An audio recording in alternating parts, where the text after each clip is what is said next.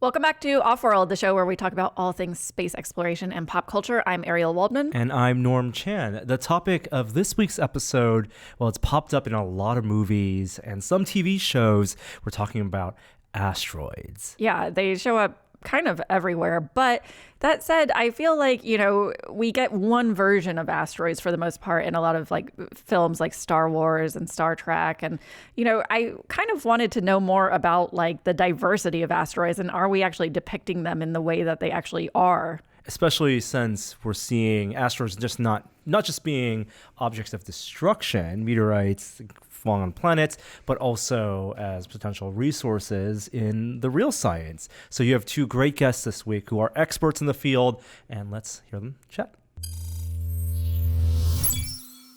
Okay, so today we are talking about all things asteroids. Both of you are asteroid geeks. Please introduce yourself, Michael, and what it is that you do. Okay, I'm Michael Busch. I work as a research scientist at the SETI Institute at the south end of the peninsula these days. Mostly I do radar observations of near-Earth asteroids as they pass near the Earth. A lot of stuff lately has been targets for asteroid spacecraft missions because there are a lot of such missions right now. And it's been fun to see those happen. Yeah, and Alessandra? Hi, I'm Alessandra Springmann. I'm a PhD candidate at the University of Arizona. Most people call me Sondy, and I study asteroids and comets. I study their surfaces, and for the comets, I study what comes off of them in terms of dust and gas, nasty things like cyanide. Okay, so I'm really excited to talk about asteroids today because I feel like it's something that on one hand, asteroids come up a lot in science fiction movies, either flying through them or living on them or what have you. And on the other hand, there's kind of not a lot of diversity in how asteroids are represented in films, or at least that's how I feel. But first and foremost, I want to ask, how did you get into asteroids? What made you become an asteroid geek? I had a professor in undergrad who he studied asteroids, and he recruited a number of students to observe asteroids for him. And it was my sophomore year of college. I'd had some math, I'd had some physics, I'd had some computer science, and he sort of explained his whole scientific research program to me. And it I had enough math and I had enough physics and I had enough computer science to sort of understand everything. And I remember sort of stumbling back to my dorm around 2 a.m. after I was done observing, thinking, yep, this is what I want to do from now on. Fair enough. Michael, what about you? Was there some spark or something that got you into asteroids specifically? So I had been interested in planetary astronomy for a very long time. Too much Carl Sagan as a young kid, maybe. I don't know. Is there such a thing? 15 years ago, I was studying physics and astronomy as an undergraduate student. Steve Ostro, who was working down at JPL at the time in Pasadena, offered me a job as a grad student studying asteroids and making sure they weren't going to fall out of the sky anytime soon. It sounded cool. So far, things have worked out. It's good to know they're not falling out of the sky too often, or at least not too largely too often. So breaking it down just for people who maybe aren't asteroid geeks or are interested in knowing more about asteroids, are they just made up of rocks? What are asteroids made up of? Are they made up of everything? Unicorn dust? What have you? What are the different types of asteroids that exist? So there are about 1 million asteroids that we know of. I think we're about 750,000 or so. Yeah. I lose count. Eventually, there'll probably be about 1 million asteroids that we know about, and they hang out between Mars and Jupiter in our solar system, and they're mostly made of rock, similar to things that you would see here on Earth. But some of them are actually from the cores of failed planets. They're made out of iron. They're made out of nickel. This is a iron-nickel meteorite, and that's from... And this is from a place called Campo de Celio these days in Argentina. Cool. It fell out of the sky a few thousand years ago. Yeah, and for the podcast listeners, essentially we're looking at a little sort of golf ball size piece of black metal that is kind of misshapen and as if it got run over by a train or something. So that's nickel and iron, like the core of the Earth, the core of Mars. We see a few large asteroids in the main asteroid belt, Psyche, Cleopatra, that are mostly metal. And we've heard they had rock on the outside and it got broken apart. Meteorites that are made of metal are by far the easiest to find on Earth because you don't confuse them for regular Earth rocks. But far more common are stony and we call carbonaceous asteroids. So they're rock with a certain amount of water, a certain amount of carbon mixed in, along with some other things, which Sondy is the expert on. So this meteorite, and for our listeners, it looks like a dark piece of rock about the size of a thumbprint, and it's got these little white specks in it. And those white specks are actually the first things that solidified in the solar system 4.6 billion years ago. They're older than the Earth. So this little chunk of asteroid, we think material like this formed the Earth 4.6 billion years ago. Wow. And this fell in the 1960s, right before the astronauts were going to go to the moon for Apollo. So all these labs had been set up to study material from space. So Allende, which fell in Mexico in the 60s, was sort of this perfect test subject. And people are now pretty sure that material like this formed the Earth, formed most of the rocky planets in our part of the solar system. And when you say material like this and those white specks, what exactly are you talking about? These white specks are calcium and aluminum, and also the material around it. It has a lot of carbon. It has pretty much every element on the periodic table up to iron. Okay. And various minerals. So lots of rocks, lots of metal. I've also heard of perhaps silica asteroids or asteroids that maybe have more glass-like sort of features. Am I wrong on that? Or is it mostly metal and rock? So we say rock, that's typically going to be silicate of some kind. So silicon, oxygen, and magnesium, calcium, sodium, whatever other mixture of elements the geologists can give you the full vocabulary for all of those minerals. If you take a rocky asteroid and you hit it with an impact, which does happen, asteroids are into each other rarely, then some of the stuff gets melted and it cools down very quickly rather than getting large crystals like we see in something like Allende that hasn't been melted like this. You get glass. That also happens if you run an asteroid into a planet. So there's stuff called tektites, which are bits of refrozen debris from asteroids hitting the ground on the Earth. Yeah. They also form out of Earth rock that gets mixed up in that whole process. But there's some asteroid material in there too. Yeah. So you talked about earlier about most of the asteroids that we know about are in the asteroid belt. What is it that causes asteroids to really actually clump into fields and are solo asteroids pretty rare, or, are asteroids always gravitating towards, pun intended, I guess, being in fields, or are there are a lot of free flying asteroids that aren't part of the asteroid belt? So most of us, when we think of asteroids, we think about Empire Strikes Back. We think of the Millennium Falcon, and the odds of successfully navigating an asteroid field are rather not in their favor, let's say. But in real life, asteroids are not in fields like that. They don't clump so much together. If you had an asteroid the size of a potato, the closest one would maybe be several kilometers away. So maybe, we're here in the Mission District in San Francisco. Maybe it would be on the ocean side of the peninsula. Yeah. So, I guess fields, broadly. So there's the asteroid belt, which isn't like a field that you've got to navigate through, but it's still a ring of asteroids that have sort of decided to be in a ring together. So it's actually more of the other way around. The main asteroid belt between the orbits of Mars and Jupiter is there because Jupiter formed first, and it scattered the orbits of everything in the asteroid belt. It's a big bully. They couldn't clump up to give us another planet like Mars. But the asteroids' orbits keep getting perturbed a little bit, so they spread out in space. And some of them don't stay in the asteroid belt. They escape out to the outer solar system. Some of them come into the inner solar system and cross the orbit of the Earth, which is great if you want to send spacecraft to them because they are relatively nearby. It's a little awkward because occasionally they hit the Earth. Well, yeah. As the dinosaurs experienced 66 million years ago.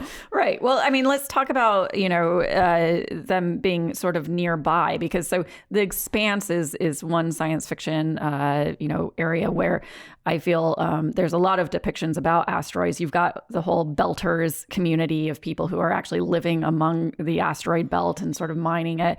And, I guess a big question is, could we actually have miners, I guess robotic or human, sort of at the asteroid belt? Is that something that's being looked into, or is that something that's plausible?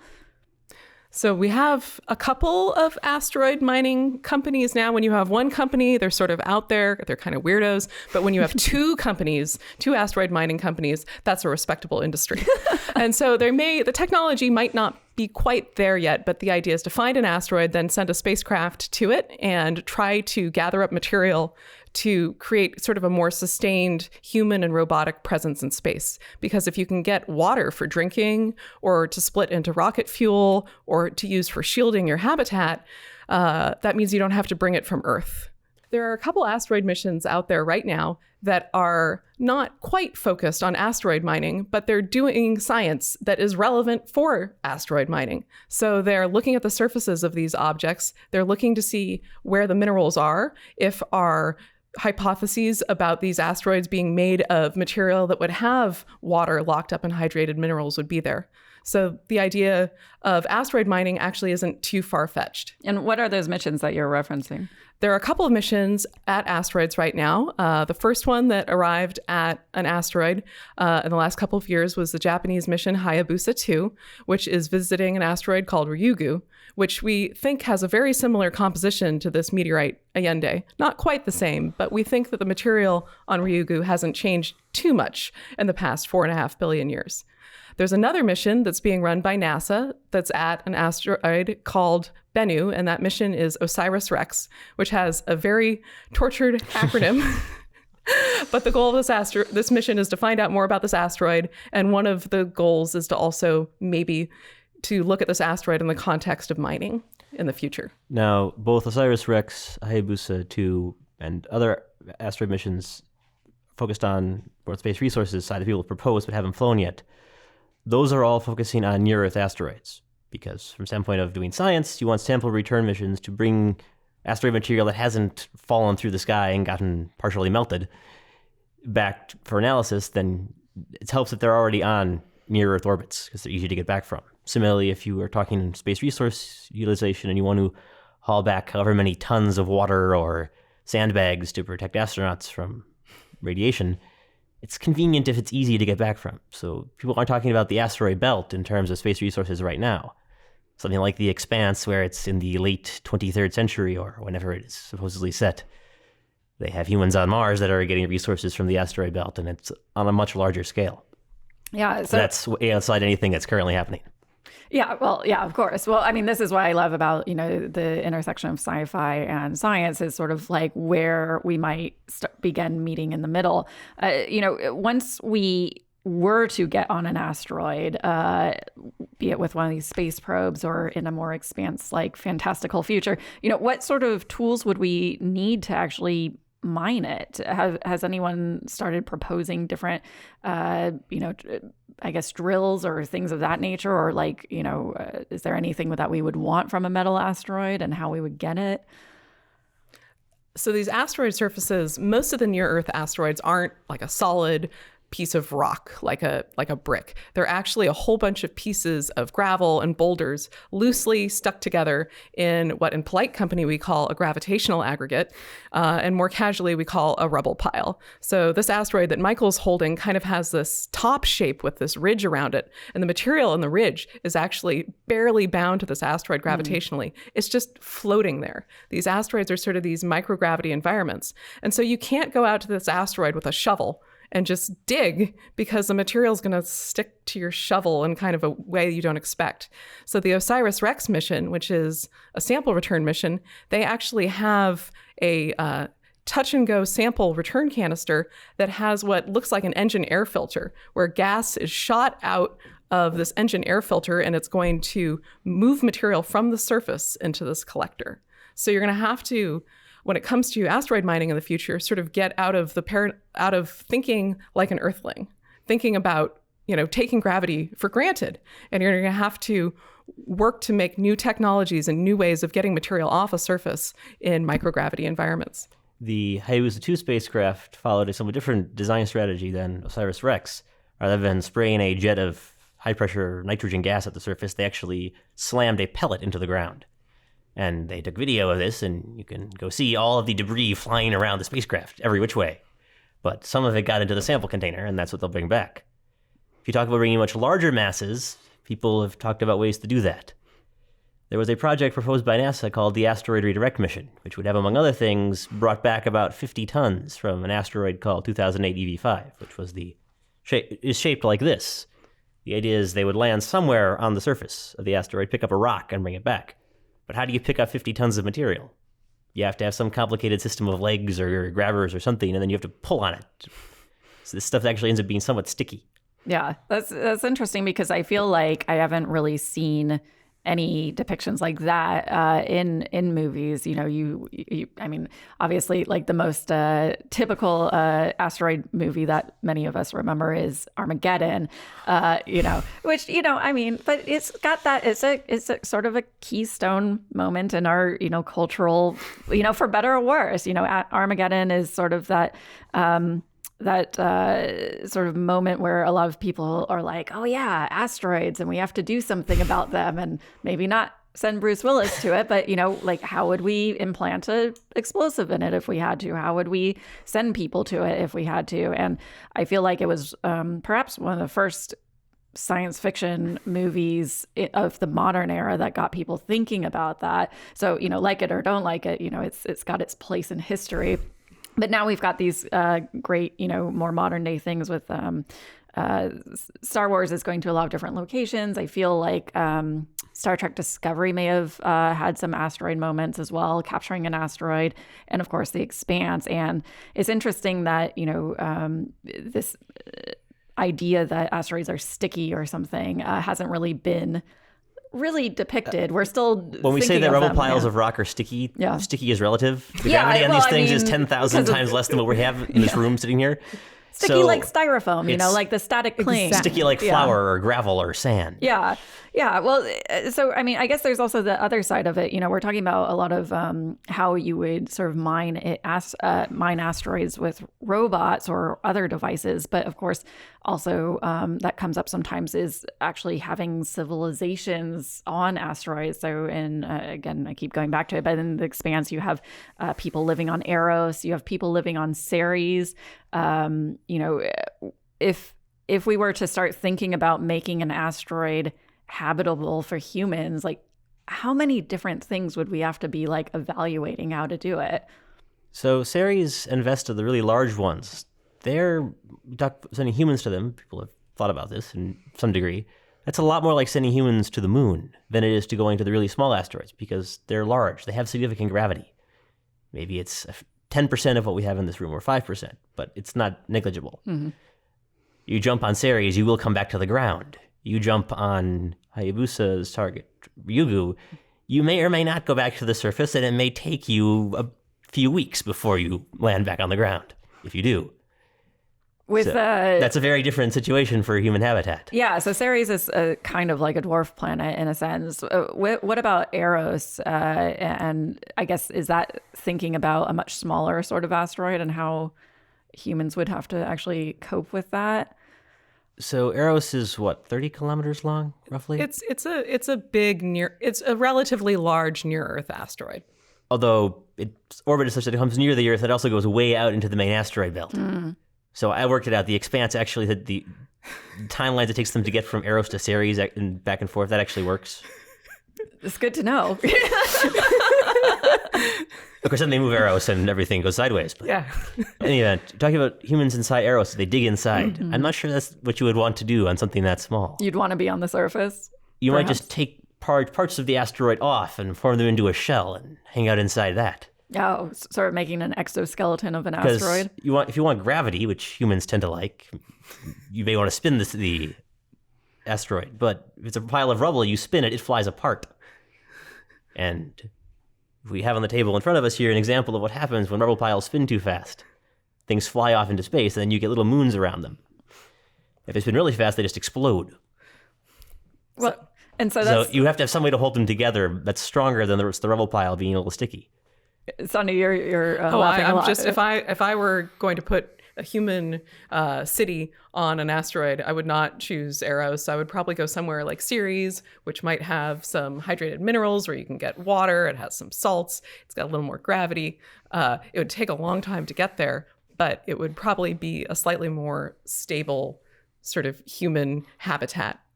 Yeah, well, and the interesting thing that they do with Ceres is that they create like a centrifuge sort of with humans inside so that they have more gravity. Mm-hmm. So they've invented some way to spin up entire asteroids in order to try and create something similar to gravity. So When people talk about an actual application, it's we make sandbags and we strap them on the outside of our habitat, and the humans live inside that, as opposed to we're going to dig inside the rubble pile. So we keep talking about shielding just real fast, that here on Earth, we've got this great atmosphere. It blocks cosmic rays. It's really fantastic. It helps us not, get bombarded by that type of radiation. But out in space, you don't have that shielding. So you need water or rock or something between you and cosmic rays. Astronauts in the International Space Station have some amount of shielding from the Earth's magnetic field. If you go out to the moon, you don't have that. The Apollo astronauts were only out there for a week at a time. They got lucky. If you're doing 6 months from here to Mars, you may want some more radiation shielding. Yeah, for sure. Well, and it's really heavy to haul up from the ground. Yeah. Yeah, well, and I think that's the thing that a lot of people maybe haven't shown as much is like how much asteroid mining might be only used for resources in space rather than anything brought back down to Earth. I see a lot of times in popular media people talking about being, trillionaires because there's like a diamond asteroid or something along those lines. And of course, like bringing that stuff back to Earth is actually pretty difficult, right? You're not going to be dropping the bottom out of the rare earth metal market on Earth anytime soon by mining asteroids. Don't hold your breath.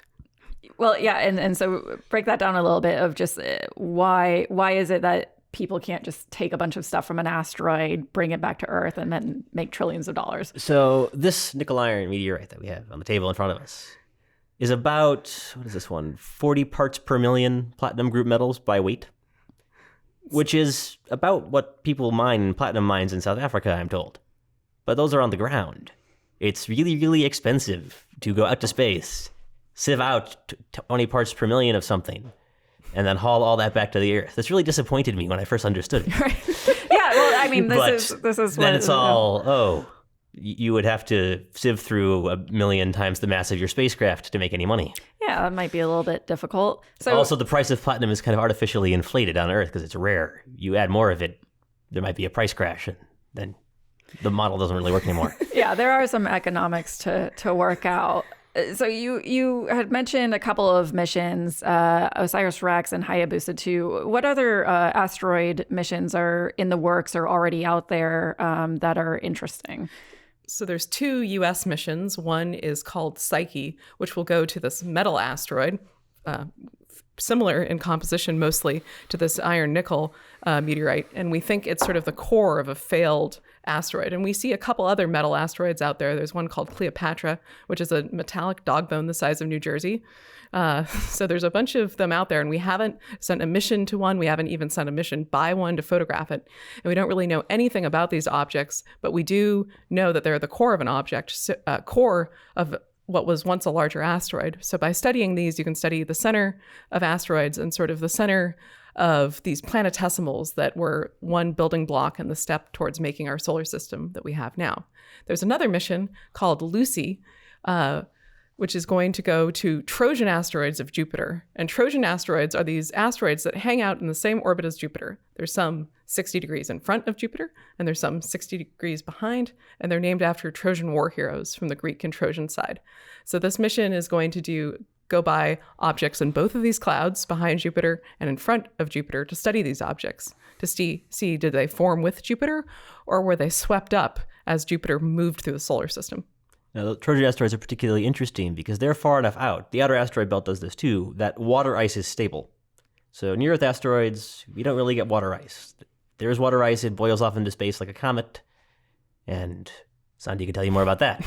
But the Trojan asteroids, they're out there, they're cold enough, far away from the sun, that water ice is stable. So you've got a lot more water in those objects than you have in the inner asteroid belt. So there's this argument of where did the Earth's oceans come from? Did they come from things like the Trojan asteroids, the outer asteroid belt, or are they just what little bits of water is chemically bonded to other solid material? Yeah, so I don't know the answer to that question. Hopefully the spacecraft missions can help figure it out. So when talking about these missions, what does it exactly take to track and land on a asteroid? I mean, that's kind of the basics. Like when we're talking about any of this science fiction of like, Star Wars or anything else, a lot of times they're just like, yeah, plug in some calculations and you're at the asteroid. The end.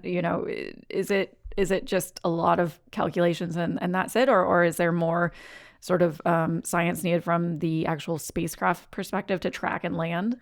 So there's a whole bunch of stuff that goes into just getting an asteroid orbit that's good enough to send a spacecraft by it. But if you want to do like get an orbit around the asteroid like Osiris-Rex, or if you want to do flybys of these Trojan asteroids, you need to know about the size of the object and their orbits more precisely.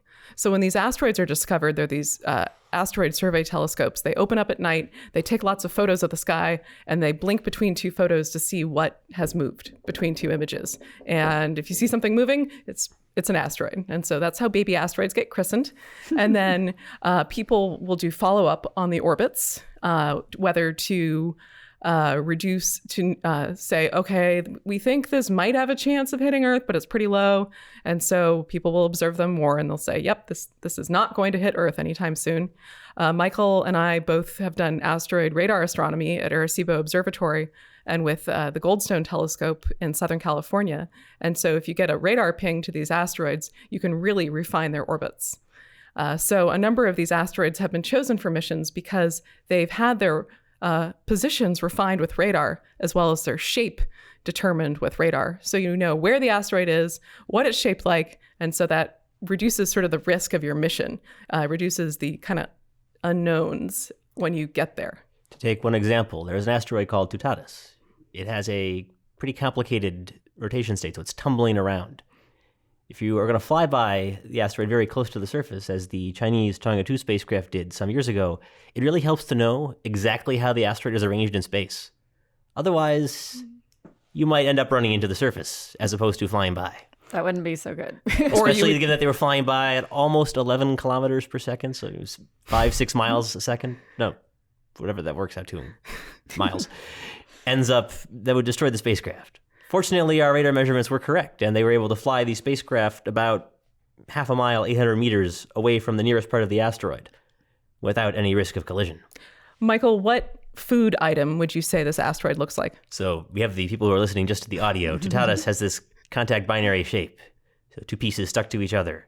It gets compared to a diseased potato, okay, a sweet potato, a ginger root, 2 sticky rolls, although that one's a little awkward in this case. And I also got suggested that it was like some Neolithic stone tool. You smash it into things. But I'm going to go with like a ugly yam. People make all sorts of shape comparisons for asteroids. Yes. So, many of them related to food. So we've talked a lot about all these different aspects of asteroids, which has been absolutely fascinating. So my final question for both of you is, what depictions do you not see in film of asteroids, given all of your knowledge of what they can actually end up being like, that you would like to see? What things would you like to see filmmakers try to depict about asteroids? So I actually forgot one asteroid mission, and it's good that we're talking about depictions we'd like to see, because it's a mission called DART, which is a double asteroid redirection test. And so this spacecraft is going to go to an asteroid that has a moon, and they're going to put a kinetic impactor on the moon, which is a polite way of saying bomb, and they're going to explode the bomb, and they're going to see what happens to the moon. Does it deform the moon? Does it change its orbit at all? Could this help us with future asteroid impact mitigation if we think something's on a collision course with Earth? So I actually have a binary asteroid model there. It's the blue 3D print. And so this is about 3 kilometers across. The moon is about 800 meters. And we just don't see binary asteroids in movies. And I would like to see more of them. Yeah. So by binary asteroid, you mean essentially what you're pointing to right now is a large asteroid with a smaller little moon going around it. Yeah. So little mini asteroid moons. And some asteroids actually have 2 moons. Yeah. Cute. So the DART mission, which Sondy mentioned, is important to emphasize. The asteroid is going to Didymos. It cannot hit the Earth anytime soon. And they're demonstrating asteroid deflection by pushing it very slightly further away from the Earth. They're going to push on Didymoon of Didymos. Got it. So, Michael, what depiction would you like to see? So seeing the binaries and triple asteroids would be fun because, again, that's about 1 in 6 of the smaller asteroids. And I don't think even the Expanse has had one show up out of all the different places they've had their characters go. Also, we talk about asteroid deflection. It would be nice to see that done realistically as compared to Armageddon and Deep Impact. Something to sort of rewrite our collective minds about what it might be like. And again, nobody's really done a big movie or TV show based on that. There are books that do it better, but... Yeah, cool. Well, thank you both so much for being on the show today. Thank you for having us. This has Thank been you. great.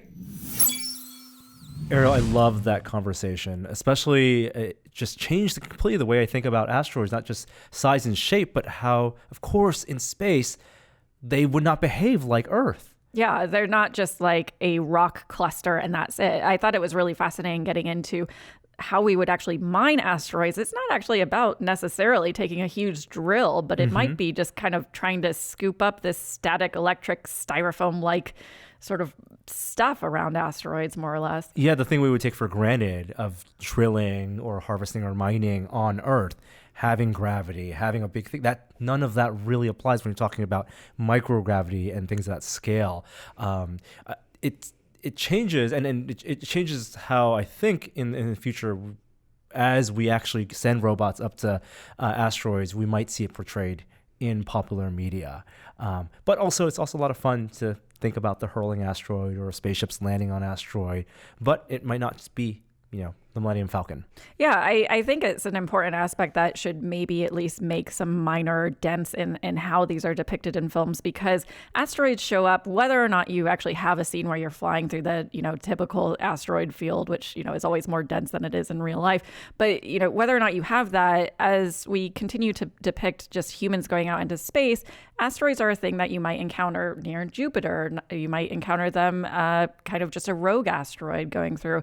And so the way in which those are depicted, I think it would be much more fascinating if there was much more, I guess, richness in how they're shown rather than just a hurling rock. Mm-hmm. And that's the physical depiction, but also maybe what's inside them as well, because just as much diversity in their composition, which then can lead to all different applications for resource acquisition, also what they like, the effects they have in relationship to each other. Very cool. Lots of fun stuff to talk about. We'll have more episodes of Offworld with more fun discussions. You can also listen to Offworld as a podcast. If you go to test.com/Offworld, the links are there. But if you're watching the video, thank you so much. And you can like and subscribe. And Ariel and I will see you next time.